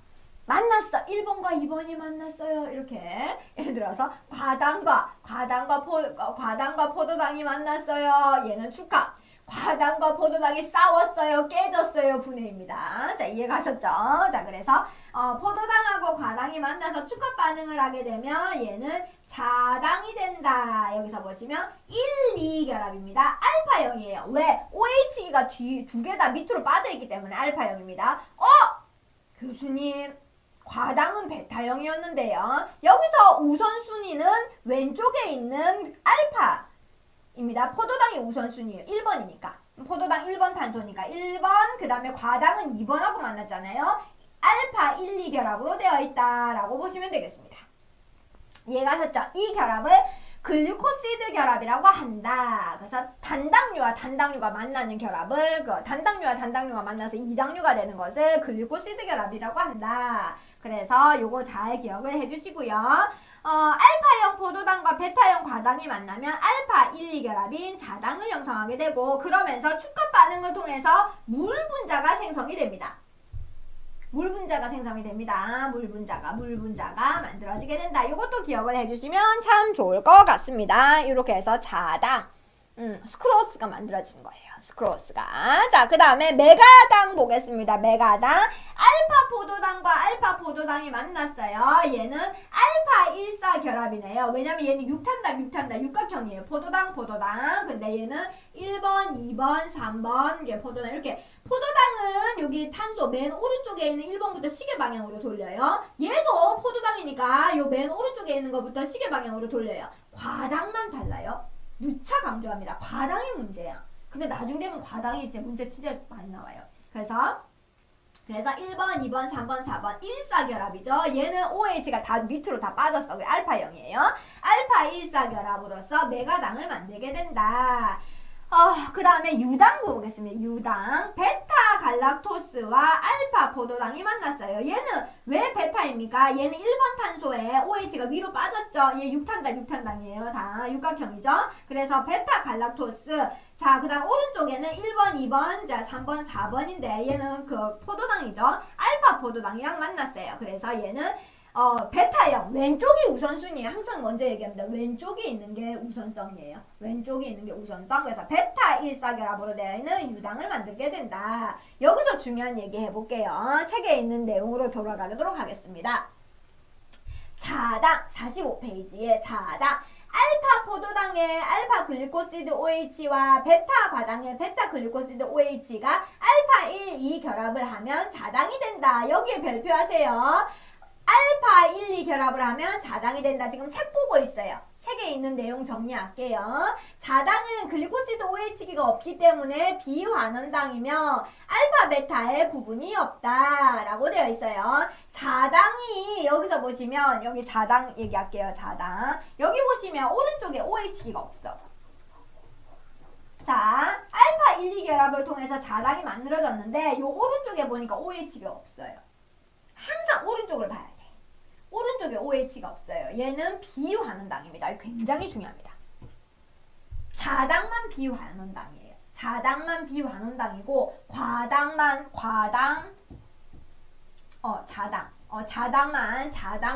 스크로스. 우리가 자당을 설탕이라고도 하거든요. 나중에 얘기하겠지만 설탕. 얘만 비환원당이에요. 다른 건 다 환원당이에요. 여기가 OH가 없어요. 그래서 얘는 비환원당이며 알파 베타의 구분이 없다. 그래서 자당은 뭐와 뭐와 만났다? 알파 포도당과 베타 과당이 만나서 알파 1, 2 결합을 하고 있는 게 자당이다. 기억하시고 비환원당이다. 기억해 주시고 메가당은 알파 포도당 알파 1, 4 결합으로 되어 있다. 포도당 메가당 이렇게 보시면 됩니다. 포도당 메가당. 유당은 베타 갈락토스 알파 포도당으로 되어 있는 이제 베타 1사결합으로 되어 있습니다. 베타 1사결합으로 되어 있는 유당 갈락토스 유당은 우유입니다. 우유 락토스 아시죠? 락토스. 그래서 유당은 갈락토스하고 같이 짝짓기 하시면 돼요. 자, 요것도 문제 잘 나오니까 기억을 해 주시면 되겠습니다. 자, 이제 환원당에 대한 얘기를 해보도록 하겠어요. 환원당이 있고 비환원당이 있다고 제가 말씀드렸잖아요. 자, 단당류와 이당류는 글루코시드 OH기의 유무. 이게 오른쪽, 무조건 오른쪽에 OH, 오른쪽에 탄소, 1번 탄소의 OH기가 있으면 환원당, 없으면 비환원당으로 구별하게 된다. 모든 단당류, 메가당, 유당은 각각 OH기가 있어서 환원당입니다. 하지만 자당, 요거 중요하다고 얘기했어요. 글루코시드 OH기가 없어요. 비환원당이다. 요거 얘기를 하시면 되겠습니다. 그래서 책으로 오시면 책에 환원당에 대한 얘기가 나오고요. 46페이지에 당은 일반적으로 알칼리 용액이 있을 때 자신은 산화하고 다른 물질을 환원시키는 환원당의 역할을 하고 있고요. 단당류와 이당류는 글루코시드 OH기가 있는지 없는지에 따라서 환원당, 그 다음에 비환원당으로 구별할 수 있다. 여러분들 네모 박스에 정리가 굉장히 잘 돼 있습니다. 이 책이 정리가 잘 돼 있어서 제가 선정을 했거든요. 이 책의 46페이지 네모 박스에 보시면 환원당과 비환원당을 구별을 딱 해놨어요. 그래서 환원당은 모든 단당류라고 되어 있죠. 모든 단당류 다 들어가. 3탄당, 4탄당, 5탄당, 6탄당 전부 다 때려 넣으면 돼요. 그 다음에 메가당, 이당류 중에서는 메가당, 유당. 그 다음에 이제 우리가 다당류 중에서 셀로비오스 뭐 쭉 있죠. 쭉 있고요. 비환원당은 자당 이렇게 내 눈에는 이따만해 보인다. 자당이 엄청 중요해요. 자, 비환원당의 대표주자는 자당. 이렇게만 기억을 해주시고요. 요새 조금 어려워지니까 뭐 라피노스, 스타키오스, 뭐 3당류, 4당류도 여기 들어가게 된다. 자당을 갖고 있으면 여기에 비환원당에 들어가게 된다라고 보시면 되겠습니다. 그 다음에 위에 잠깐 보겠어요. 당의 환원성은 당류의 정성 또는 정량 시험에 이용되게 된다. 카타설폭사이드의 알칼리 용액의 포도당 환원당이죠. 포도당은 환원당이에요. 6탄당. 가면 카파, 이 플러스가 환원되어서 카파 플러스 1가인 이산화고리에 붉은색 침전이 생긴다. 이것을 펠링 테스트라고 하며 자당은 비환원당이라서 이 반응이 나타나지 않는다. 그래서 요거는 식품기사 자격시험에 나와요. 근데 요새 조금 다른 시험에도 나오는 추세이긴 한데 환원당인지 비환원당인지 확인할 수 있는 테스트, 실험 기법이 있습니다. 카파설폭사이드, 이제 시약을 그냥 집어넣으면 돼. 시약을, 왜냐면 당은 설탕이든 우리가 당류는 다 물에 녹아요. 물에 녹기 때문에 수용액을 만들어. 거기다가 카파설폭사이드를 집어넣어봐. 집어넣어봤더니 색깔이 변해. 그러면 얘는 환원당. 색깔이 안 변해. 그럼 얘는 비환원당. 이렇게 하면 됩니다. 굉장히 심플하죠. 그래서 반응이 있으면 환원당, 반응이 없으면 비환원당. 이렇게 생각하시면 되겠습니다. 자, 이제 여러분들 변성광에 대한 얘기를 간단하게 해보도록 하겠어요. 47페이지에 있네요. 결정 포도당. 포도당이 기준이니까 포도당은 보통 알파, D, 글루코파라노스. 파라노스는 아까 내가 뭐라 그랬죠? 파라노스 기억나시나요? 이게 육각형 모양으로 되어 있는 게 파라노스예요. 내가 그림 못 그린다고 했잖아요. 육각형으로 되어 있는 게 파라노스. 이면 성강도가 플러스 이제 오른쪽으로 회전한데 우리가 지난 시간에 배웠잖아요. 기억나시죠? 나야 됩니다. 알파요. OH기가 밑으로 빠지고요. 이제 환상구조에서 OH기가 요 밑에 있고요. 얘가 D형, 세상구조에서 OH기가 오른쪽에 있었고요. 그 다음에 얘를 기계에 집어넣었더니만 플러스 오른쪽으로 112도씨로 돌았대. 요렇게 이해가 가셔야 돼요. 이것을 물에 녹였어요. 물에 녹으면 성강도가 점점 내려가서 A형과 B형의 평형 혼합 용액으로서 플러스 52도로 각도가 줄었네. 일정하게 되면 이것을 변성광이라고 한다라고 얘기합니다. 변성광. 변성광에 대한 용어만 알고 있으면 됩니다. 용어를 알고 있으면 돼요. 그래서 책에 보시면 다시 말해서 47페이지에 변성광은 결정성 환원당을 수용액 상태로 방치시키며 천천히 이성질체 사이에서 평형을 이루어져서 일정한 값의 성강도를 이루게 된다. 그래서 그림에서 보도록 하겠습니다. 얘가 D형 포도당이에요. D형 포도당인데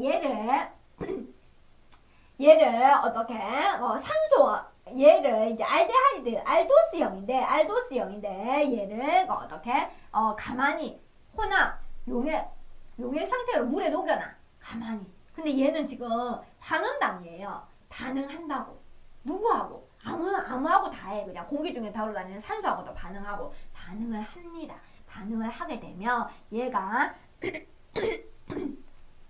알파형으로 되기도 하고 베타형으로 되기도 하는 혼합용액이 만들어지게 된다라고 되면 되겠습니다. 그래서 알파형과 D형이 37대 63 정도로 그냥 똑같이 D에 이제 포도당이니까 포도당을 물에 녹여놨어요. 녹여놨는데 얘가 환원당이다 보니까 어떤 D형과 여기서 알파형과 베타형이 두 가지 형태가 다 혼합형이 되기도 하더라. 그래서 얘가 알파형이면 얘가 오른쪽으로 112도를 돌고요. 베타형이면 플러스 12도를 돈대요. 교수님 근데 얘는 왜 두 개 다 플러스형인가요? D형이니까. 내가 말씀드렸죠. D는 오른쪽이고 우선성이고 L은 레프트 L형. 왼쪽이라고 했잖아요. 근데 오른쪽으로 되면 플러스, 왼쪽으로 되면 마이너스니까 두 개 다 플러스형이겠지. D니까. 알파, 베타만 달라요. 아노모만 다르다고. 아노모만 다르다고요. 이 말이 무슨 말인지 아셔야 될 겁니다. 복습을 열심히 하셔야 돼요. 그러니까 지난 시간에 다 공부했어요. 자, 이제 단당류로 들어가겠습니다. 하나하나씩 볼 거예요. 단당류는 분자 중에 탄소 원자의 수에 따라서 3탄당, 4탄당, 5탄당, 6탄당 이제 아마 처음에 제가 첫 번째 시간에서 아웃라인 잡을 때 제가 말씀드렸죠. 단당류는 탄소 수의 개수가 탄소가 3개, 탄소가 4개, 탄소가 5개, 6개 이렇게 6탄당까지 3, 4, 5, 6 요 네 개밖에 없어요. 3탄당과 4탄당은 유리 상태에 거의 존재하지 않아요. 식품에 거의 없어요. 근데 식품에서 중요한 것은 주로 5탄당, 6탄당이라고 제가 말씀드렸죠. 이렇게 보시면 되겠습니다. 여기서 식품 중에 존재하는 주요 단당류라고 되어 있어요. 5탄당 보겠어요. 5탄당에서 보시면 D-리보스, 내가 그 다음에 D-자일로스 요 두 개는 잘 나온다라고 말씀드렸고요. 오각형이죠. 5탄당이니까 오각형이에요. 오각형. 그 다음에 6탄당은 당연히 다 알아야 돼요. D-포도당, D-과당, 그 다음에 D-갈락토스, D-만노스. 지금 과당은 케토스 형태라서 오각형으로 표현할 수도 있고 육각형으로 표현할 수도 있고요. 그 다음에 포도당, 갈락토스, 만노스는 다 육각형으로 환상 구조를 그리시면 되겠습니다. 자, 그 다음에 당 유도체 제가 테이블로 쫙 보여드린다고 말씀드렸죠. 굉장히 중요한 그림입니다. 자, 그래서 요거 안 보이니까 요렇게 한번 옮겨볼까요? 자. 그러면 조금 보이나요? 네, 보이네요. 자, 여기 당이 있어요. 당이. 얘는 몇 탄당일까요? 자, 보겠습니다. 탄소가 하나, 꼭지점이 탄소예요. C. 꼭지점이 C예요. 항상 기억해야 돼. 하나, 둘, 셋, 넷, 다섯, 여섯 개. 6탄당이네. 6탄당이고요. 얘는 CHO니까 알도스역이에요. 포도당이죠? 포도당이죠. 포도당 기준입니다. 얘는 D형인지 L형인지 구별을 할 수가 없게 지금 그려놨죠. 뼈대만. 마치 생선 가시처럼 뼈대만 이렇게 그려놨기 때문에 여기가 기준, 6탄당의 기준입니다. 당 유도체는 6탄당을 기준으로 해서 환원시키면 이제 환원이 두 개, 환원이 두 개, 그 다음에 산화가 3개, 그 다음에 이제 2개 추가되는 게 2개, 이렇게 해가지고 토탈 7개 당 유도체로 구별할 수가 있습니다. 7개로. 자, 그래서 6탄당에서 글루코스에서 첫 번째 환원 꼭지 1번 보겠어요. 당 알코올 형태. 당 알코올 형태는 알데하이드에 있는 알도스가 알코올 CH2OH로 변하는 겁니다. 알코올은 OH를 갖고 있는 거거든요. CH2OH. CH2OH. 요거는 아니에요. 요거는 그 고정수입니다. 고정수. 얘는 고정수. 얘는 고정수예요. 밑에 꼭지점은 고정수예요. 고정수고. 자, 그 다음에 위에 있는 알데하이드기가 알코올로 변하는 것을 당 알코올이라고 한다. 첫 번째.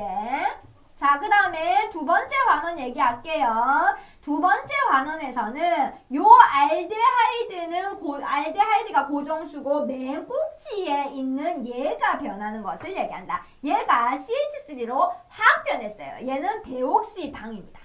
얘는 외워야 되겠죠?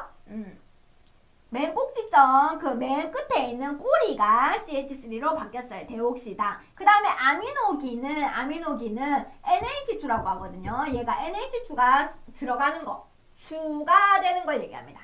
추가되는 것. NH2가 보이면 얘는 아미노기예요. 다른 거 변하면 안 돼요. 아미노기. 두 번째 탄소에 NH2가 들어가면 아미노화, 그래서 아미노당. 그 다음에 네 번째는 SH, 두 번째 탄소에 SH가 붙으면 TO당. 그 다음에 산화 반응 볼게요. 산화 반응은 산이 붙으면 산화입니다. 산화. 이것도 이름 짝짓기죠. 산화가 되면 산산산. 근데 어떻게 바뀌는가 볼게요. 자, 이 당 기준 6탄당에서 맨 꼭지에 있는 알데하이드기가 COOH입니다. 여기서 산화를 그냥 뭉뚱그려서 COOH라고 써놔. 그래서 요 꼭지점에 CHO가 COOH로 바뀌는 것을 알돈산. 그 다음에 두 번째 산화죠. 6번. 두 번째 산화는 꼭지점 말고 꼬리가 COOH로 변하는 것은 우론산. 그 다음에 맨 7번이 마지막 정말 하이라이트입니다. 위아래가 다 COOH로 바뀌는 것을 당산이라고 한다. 요거 7가지는 반드시 기억을 해줘야 돼. 요즘에 잘 나오는 추세는 옛날에는 당 알코올까지만 나왔어요. 당 알코올까지만. 근데 요즘에는 데옥시당도 나오고 알돈산도 나오고 우론산도 나오고 중구난방이야. 내가 어떻게 잡을 수가 없어. 그래서 이걸 다 아셔야 된다라고 보시면 되겠습니다. 그래서 당 유도체 7가지 암기형이니까 기억 잘 해주시고요. 자, 그 다음에 유도체, 당 유도체 뭐 특징, 당 알코올은 여기서 잘 나오는 거는 자일리톨이 잘 나와요. 자일리톨 잘 나오고요. 그 다음에 소르비톨 잘 나오고요. 자, 이렇게 2가지. 그 다음에 데옥시, 당 있고요. 자, 그 다음 쭉 나옵니다. 쭉 나오는데 내가 중요한 거는 요 테이블보다는 요게 중요해요. 요것만 잘 기억하세요. 요것만 여러분들 머릿속에 이 테이블이 머릿속에 들어와 있으면 돼.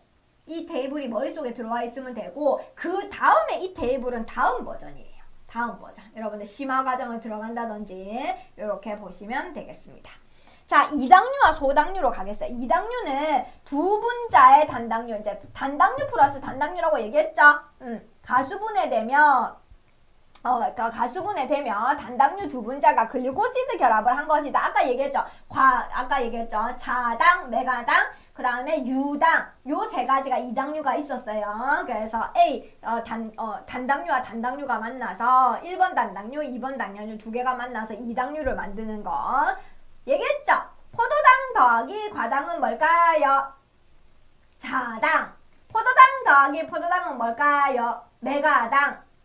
갈락토스 더하기 포도당은 뭘까요? 유당. 이게 문제에 나와요. 영문으로도 나오고요. 그 다음에 소당, 올리고당은 이제 이당류를 포함해서 단당류 더하기 단당류 더하기 이게 2개에서 8개까지 단당류가 결합된 것을 소당류, 올리고당류 이렇게 얘기한다라고 되어 있습니다. 여러분들 책에 쭉쭉쭉쭉쭉 가고 있어요. 지금 여러분들 책은 55페이지 되겠네요. 55페이지.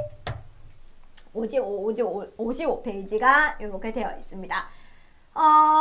그 다음에 여러분들 55페이지에 지금 네모 박스에 있는 걸 잠깐 잡고 갈게요. 전하당이라는 얘기가 있어요. 요즘에 원래는 전하당이 잘 안 나왔거든요. 근데 전하당이 조금 나오는 추세라서 이걸 언급 안 할 수가 없어요. 그러니까 전하당에 대한 얘기를 잠깐 해보도록 하겠습니다. 전하당. 자당은 뭐라 그랬어요? 내가 포도당 더하기 과당이라고 했죠. 자, 산 또는 자당 가수분해 요소로 가수분해하면 포도당과 과당의 동량, 똑같이 포도당과 과당으로 이제 쪼개지는 거예요. 얻어지는 것을 전하당이라고 한다. 전하당이 뭔지 아시겠죠? 이제 우리가 자당, 이당류에 있는 포도당 더하기 과당으로 이렇게 만났어. 이당류가 됐어. 근데 얘를 이게 싸웠는가 보지. 그냥 싸운 가수분해가 되는 거죠. 물이 들어갔어요. 물이 얘를 이간질시켜. 물은 얘네들을 이간질시켜가지고 얘를 헤어지게 만들었어. 그러면 포도당하고 과당으로 분해되겠죠. 이것을 우리가 전하당이라고 한다라고 보시면 되겠습니다. 단맛은 자당보다 강하고 상큼하며 환원효과 용해도도 자당보다 크다. 전하당은 벌꿀에 많이 들어있다의 동그라미 별표. 자, 전하당이 많이 들어가 있는 식품은 이런 문제가 나와요. 벌꿀 이렇게 보시면 됩니다. 전하당은 벌꿀에 많이 들어가 있는데 이것은 벌의 타유 요소인 전하요소에 의해서 자당이 전환되기 때문이다. 뭐 이 정도까지 여러분들 보시면 되겠고요. 전하당을 우리가 맨 끝에 전하당을 인버트 슈가라고 한다. 요 영문, 식품기사에 영문이 나와요. 그래서 요게 동그라미 전하당을 영문으로 인버트 슈가라고 한다. 요 정도까지 기억을 해주시면 좋을 것 같습니다. 자, 그 다음에 다시 PPT로 와서 여러분들 책은 지금 여러분들 56페이지 PPT에 와서 여러분들 이 PPT에서 그 표 3-4 식품 중에 존재하는 주요 소당류 이제 이당류가 제일 먼저 나오겠죠. 이당류 보시면 메가당, 메가당 중요하겠죠. 메가당, 아까 얘기했죠. 포도당 더하기 포도당. 그 다음에 알파-1,4 글루코시드 결합이다. 알파-1,4 글루코시드 결합이다. 그 다음에 유당, 락토스는 이제 갈락토스와 포도당, 베타-1,4 결합한 것이다. 요게 이제 베타냐, 뭐 베타 몇이냐, 뭐 이런 게 나와요. 자, 그 다음에 또 어디 갔노? 자당, 비환원당 중에 자당은 이제 뭐냐면 교수님 자당이 왜 내가 비환원당이라고 했어요? 아까 얘기했죠. OH기가 없어서. 자, 알파 1, 2 여기서 보면 알파 베타 1, 2 결합을 하고 있다. 그래서 여기 보시면 포도당 한 분자와 가당 한 분자가 알파 베타 1, 2 결합을 하고 있다. 포도당, 과당, 알파 1, 2 결합 결합으로 되어 있다라고 되어 있습니다. 자, 나 요 세 가지 중요한 거 얘기했고요. 그 다음에 3탄당의 라피노스 잘 나와요. 라피노스, 갈락토스 더하기 포도당 더하기 과당, 요 세 가지. 3당류기 때문에 단당류가 3개가 묶여있단 말이야. 근데 이 단당류가 뭐냐? 어떤 단당류 3개로 되어 있느냐? 이 문제가 나온다고. 그래서 이제 3당류에서 라피노스는 갈락토스, 포도당, 과당 요거까지. 무슨 알파, 베타 이거까지는 안 해도 돼. 근데 요것만 아시면 돼. 갈락토스, 포도당, 과당. 그 다음에 4당류 중에서 스타키오스는 여기서 보시면 갈락토스, 포도당, 과당에다가 갈락토스입니다. 그래서 갈락토스, 과당, 포도당, 과당. 저는 외울 때 3당류 같은 경우는 라피노스는 3개니까 갈락토스, 포도당, 과당 이렇게 외웠고요. 갈락토스 순서대로 갈락토스, 포도당, 과당. 그 다음에 이제 4당류는 스타키노스는 갈락토스, 포도당, 과당 이렇게 외웠어요. 근데 여기서 중요한 얘기 해볼까? 과당이 들어가잖아. 단당류 중에서 과당이 들어가잖아. 그러면 비환원당이 됩니다. 자, 다시 얘기할게요. 자, 여기서 보시면 메가당은 환원당입니다. 왜? 과당이 아니라 포도당 더하기 포도당이기 때문에 환원당이에요. 근데 유당은 환원당이에요. 왜? 갈락토스 플러스 포도당이기 때문에. 그 다음에 자당은 비환원당입니다. 왜? 포도당 더하기 과당이기 때문에. 그렇습니다. 그래서 요거 기억을 해 주셔야 되고요. 자, 그 다음에 여기도 라피노스도 과당이 들어가기 때문에 비환원당, 스타키노스도 과당이 들어가기 때문에 비환원당이 되겠습니다. 이해가셨죠? 요렇게 정리를 잘 해주시면 좋을 것 같습니다. 다당류 들어가도록 하겠습니다. 이제 단당류 끝났고요. 다당류 들어가면 여러분들 59페이지에 있어요. 59페이지에 보시면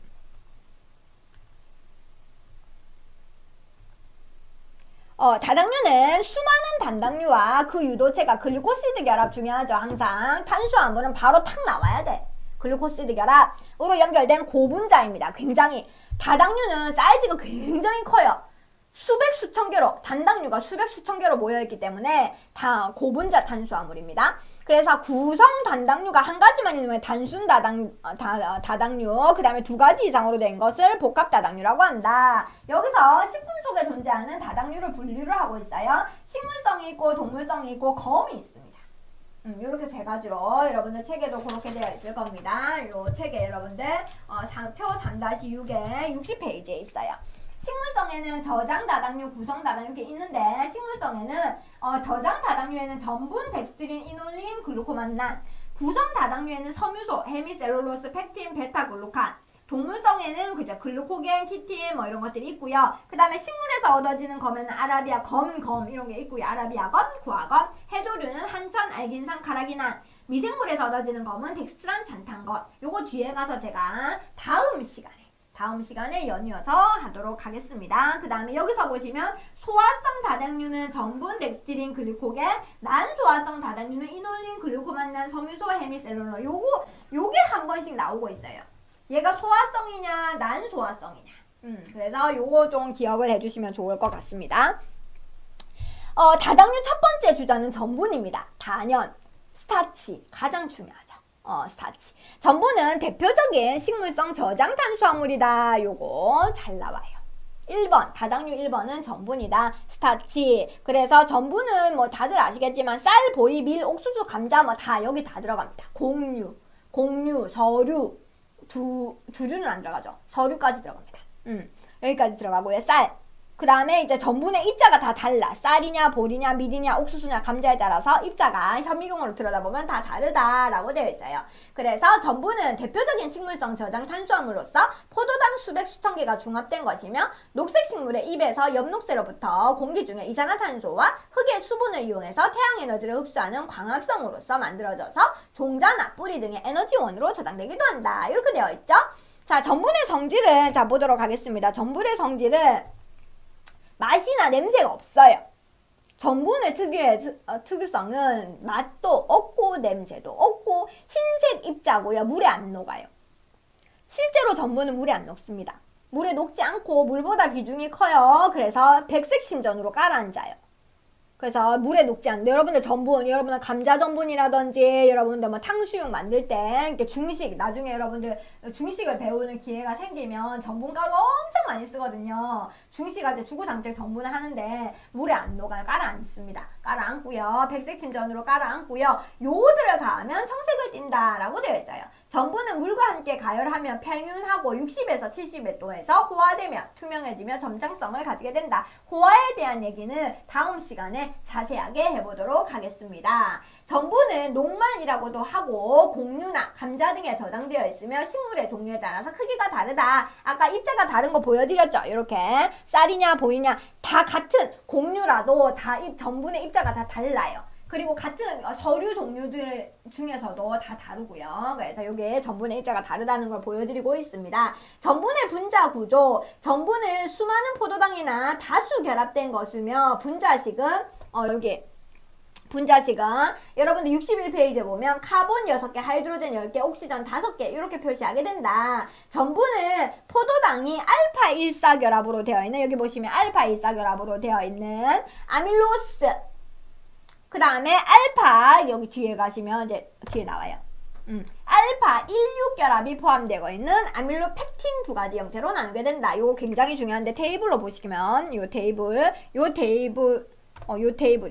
요 테이블이 굉장히 중요한 테이블이 되겠습니다. 요 테이블 굉장히 중요한 테이블이 되겠고요. 제가 빨간 표시로 이렇게 빨간색으로 탁 이렇게 해놨죠. 자, 그래서 이렇게 보시면 되겠습니다. 그래서 여기 보시면 전분의 구조가 대부분 전분은 아밀로스, 아밀로펙틴으로 되어 있는데 함량은 아밀로스가 20, 아밀로펙틴이 한 80 정도라고 해요. 구성되어 있으며 찹쌀이나 찰옥수수, 차조, 찰전분, 이제 약간 끈적임이 많으면 많을수록 이제 아밀로펙틴이다 라고 생각하시면 되겠습니다. 그래서 그 다음에 아밀로스를 먼저 이제 보도록 하겠습니다. 아밀로스 요 구조에서 보시면 포도당이 이제 다 포도당이에요. 포도당인데 포도당이 알파 1사결합으로 연결된 긴 사슬 모양 일직선으로 쭉 연결되어 있습니다. 일직선으로 쭉 연결되어 있고요. 말릴 수도 있습니다. 아밀로스 분자는 결사실이 없어요. 그냥 일직선으로 되어 있어요. 일직선. 그래서 얘를 일직선으로 해서 뭐 실처럼 이렇게 말 수도 있고 이렇게 할 수도 있어요. 직선형입니다. 직선형이고요. 아밀로스는 나선에 이제 이 구조가 이제 동글동글 이제 이거를 말면 이제 중간에 곁가지가 없기 때문에 이 실을 말면 이 사이 공간이 생기기 때문에 이 사이에 요오드 분자가 들어가서 분자가 들어가기도 하고요. 그 색깔은 요오드 반응의 정색 반응에서 청색을 띈다고 합니다. 청색. 요거 뒤에 테이블로 제가 말씀드릴게요. 제가 테이블로 말씀드리고 아밀로펙틴은 달라요. 얘는 사슬이 있습니다. 알파 1사결합에다가 쭉 삐끗 하는 거야. 삐끗. 알파 16결합으로 가다가 삐끗 요게 바로 아밀로펙틴 구조입니다. 사슬 구조가 일직선 구조가 아니라 가다가 삐끗 이렇게 되어 있다. 이런 구조로 되어 있다. 전분의 요소 쭉 보시면 되고요. 전분을 가수분해하는 효소에는 알파 아밀라제, 베타 아밀라제, 글루코 아밀라제 등이 있다. 이렇게 되어 있습니다. 그래서 전분의 분해 요소에 대한 얘기를 하겠습니다. 자, 전분의 분해 요소가 왜 필요하냐면 지금 얘가 다당류로 되어 있잖아요. 다당류가 되어 있기 때문에 요거를 분해는 뭐야? 얘를 쪼개는 거죠. 요 일직선으로 되어 있는 거 요거를 잘라내는 거. 잘라내는데 필요한 물 분자는 기본적으로 있어야 되고요. 거기다가 워낙 길기 때문에 분해 요소가 필요해. 분해 요소가 필요한데 자, 아밀로 요것도 마찬가지. 요거 다 쪼개는데 이거 다 쪼개내는 분해하는데 물 분자는 기본적으로 필요하고 분해 요소가 필요한데 여기서 분해 요소를 우리가 알파 아밀라제가 있고 베타 아밀라제가 있다. 자, 그 다음에 작용에 대한 얘기가 이제 뒤에 가서 요 테이블로 정리를 하도록 하겠습니다. 알파 아밀라제, 베타 아밀라제가 제일 많이 나와요. 분해 요소 중에서. 자, 그 다음에 알파 아밀라제는 우리 침에 있습니다. 그래서 탄수화물은 우리가 곡류, 밥을 먹으면 입에서부터 분해가 시작된다라고 얘기해요. 아까 우리가 그 1주차에서 일반 성분에서 탄수화물, 단백질, 지질, 비타민, 무게질 5가지 영양소가 있었는데 이 5가지 영양소 중에서 탄수화물만이 입에서부터 분해가 시작됩니다. 왜? 입에 그 탄수화물을 분해하는 알파 아밀라제가 들어가 있기 때문에 그렇다. 그 다음에 췌장에 발화중인 종자 미생물에 존재하게 된다. 전분 분자들의 알파 일사결합을 무작위로 쪼갭니다. 깨냅니다. 그 다음에 아밀로펙틴의 알파 16결합에는 작용하지 못합니다. 자, 그러면 알파 아밀라제는 아밀로스만 분해합니다. 왜? 아밀로펙틴은 알파 16결합을 갖고 있기 때문에 얘가 고 알파 16결합을 분해하지 못합니다. 자, 그 다음에 이제 베타 아밀라제는 감자류, 곡류, 두류, 엿기름 등에 있다. 전분 분자의 알파 일사결합을 끝에서부터 가수분해하게 된다. 자, 그 다음에 아밀로펙틴 알파 16결합 작용 못해요. 베타도 작용 못하고 한계 덱스트린이 생성되게 된다. 자, 그 다음에 전분을 가수분해하여서 단맛이 증가하기 때문에 당화효소라고 한다. 이름을 주요할게요. 베타 아밀라제는 당화효소라는 이름이 있습니다. 알파 아밀라제는 액화효소라는 이름이 있습니다. 요거는 중요하니까 자, 기억을 해주시면 되겠습니다. 알파 아밀라제는 전분 분자들을 알파 1사결합으로 되어 있는 전분 분자들을 용액 상태로 만들어서 용액, 액화시킨다 해서 액화효소라는 이름이 있어요. 베타 아밀라제는 전분을 가수분해해서 알파 1사결합을 끊어내서 단맛을 증가시키므로 당화효소라는 이름이 있습니다. 요거 반드시 짝짓기 문제가 나와요. 알파 아밀라제는 액화효소, 베타 아밀라제는 당화효소. 이런 짝짓기 문제가 나옵니다. 그 다음에 글루코아밀라제라는 것은 얘는 전분 분자들의 알파14, 알파16, 알파13 전부 다 가수분해 전천후입니다. 얘가 최고예요, 최고. 그래서 글루코아밀라제는 전부 다 아밀로스는 100% 분해하고 아밀로펙틴도 80에서 90%까지 분해할 수가 있다 라고 되어 있습니다. 자, 전분을 가수분해해서 고순도의 결정 포도당을 공업적으로 생산하는데 이용되기도 한다. 요것도 중요하니까 기억하십니다. 알파 아밀라제, 베타 아밀라제, 글루코아 아밀라제까지 기억해 주시면 좋겠습니다. 그 다음에 요거 아밀로스와 아밀로펙틴 구분하는 문제 반드시 나옵니다. 뭐야? 아밀로스는 직선형, 아밀로펙틴은 가지치기. 자, 결합 방식은 아밀로스는 알파 1사결합으로 되어 있고 아밀로펙틴은 알파 1사결합 플러스 알파 16입니다. 두 개 다 전부 다 포도당이에요. 전부는 포도당입니다. 자, 근데 구조가 좀 다르고, 결합이 다르고, 분자량도 다르고, 그 다음에 요오드 반응 중요해요. 요오드 반응. 아밀로스는 청색, 아밀로펙틴은 자색입니다. 색깔이 완전 달라. 용해도, 자, 그 다음에, 아밀로스는 잘 녹아요. 아밀로펙틴은 안 녹아요. 수용액에서는 이제 아밀로스는 노화가 일어나고 아밀로펙틴은 안정합니다. 이건 뒤에 가서 다음 시간에 얘기할 거예요. X선 회절에서 고도의 결정성 가지고 아밀로펙틴은 무정형입니다. 결정이 없어요. 그 다음에 호화, 노화 반응도 지금 뒤에 가서 얘기하도록 하겠습니다.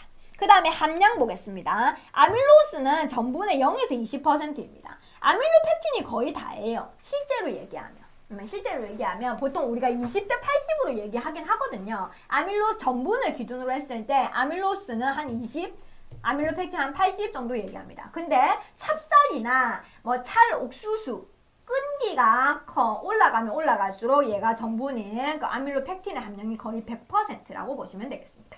요거 표 반드시 기억을 해주셔야 됩니다.